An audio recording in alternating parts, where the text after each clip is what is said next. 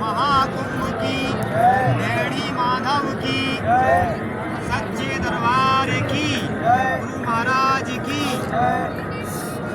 तुमेव माता च पिता तुमेव, तुमेव बंधु सखा तुमेव, तुमेव विद्या द्रविणं तुमेव, तुमेव सर्वं मम देव देवा।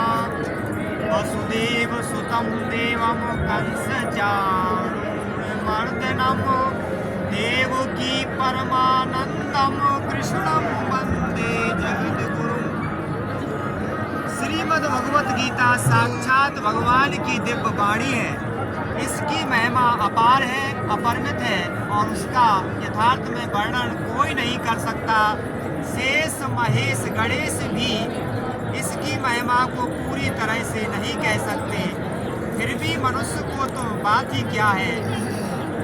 इतिहास पुराणों में आदि जगह जगह इसकी महिमा गाई गई है। भगवान श्री कृष्ण ने कहा है, हमने जो श्रीमद् भगवत गीता में श्लोक के माध्यम से पार्थ को जो समझाया है उसको हमें जीवन में उतारना चाहिए और निश्चित रूप से हमारा जीवन बहुत सार्थक होगा। तो हम इस भगवत गीता के कथा के माध्यम से, इस महाकुंभ से आप सभी लोगों से भी आग्रह करेंगे कि हम अपने जीवन में श्रीमद् भगवत गीता का एक भी श्लोक अगर उतार लेते हैं तो निश्चित मान लीजिए अपना जीवन बहुत सार्थक होगा। आज हम देख रहे हैं महाकुंभ क्षेत्र में कल्पवास भी कर रहे हैं। ऐसे ऐसे संत महात्मा आए, देखिए हमारे बीच ही बैठे हैं जो कल्पवास कर रहे हैं, साधना कर रहे हैं, आराधना कर रहे हैं। और हम देख सकते हैं बराबर यहाँ हवन चल रहा है, वेद मंत्रों की आहुतियों के द्वारा हवन किया जा रहा है। और ऐसे इस महाकुंभ में हजारों नहीं लाखों की संख्या में हवन चल रहे हैं।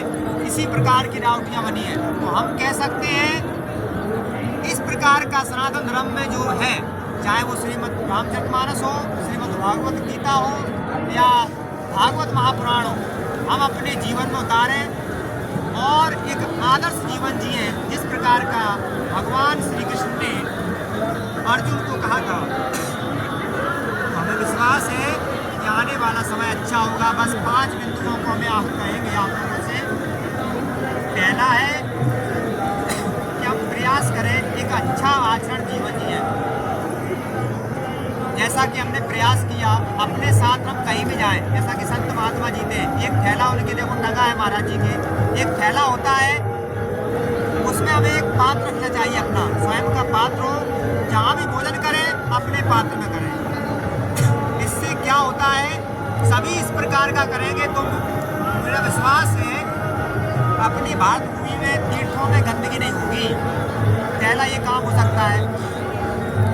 दूसरा, हम प्रयास करें कि एक संकल्प ले लें कि हम किसी भी प्रकार का नशा नहीं करेंगे, चाहे गुटखा हो, बीड़ी हो या कोई भी नशा हो। इससे अपनी धरती माता स्वच्छ रहेगी। पावन तीर्थों में सबसे बड़ी अगर कोई दूषितता होती है, गंदगी होती है, तो वो नशा से ही होती है।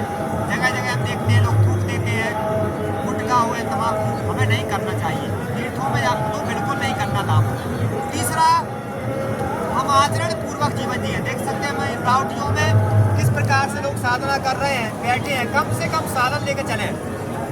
अभी हमने देखा कुंभ में बड़ी बड़ी लोग बाग सूटकेस, बड़ी बड़ी अटैचियाँ लेकर स्टेशनों से आ रहे हैं। तो हमें कम से कम सामान लेना, 1-2 जोड़ी कपड़े, थोड़ी सी सुख सुविधाओं वाला सामान। इससे क्या होता है, हमें आवागमन में भी व्यवधान नहीं होता।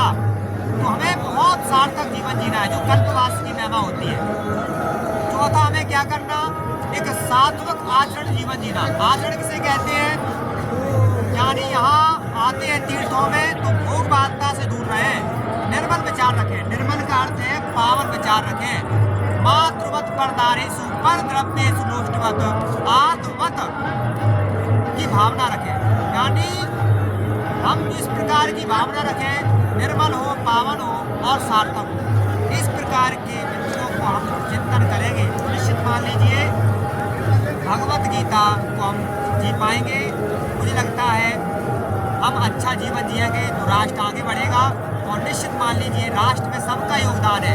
अमंत्रम अक्षरम नास्ति नास्ति मूलम अनौषधम अयोग्या पुरुषो नास्ति योजकस्तत्र दुर्लभः।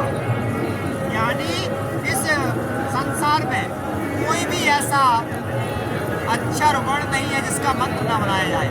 कोई भी ऐसी पौधा जड़ी नहीं है जिसकी बूटी न बनाई जाती हो।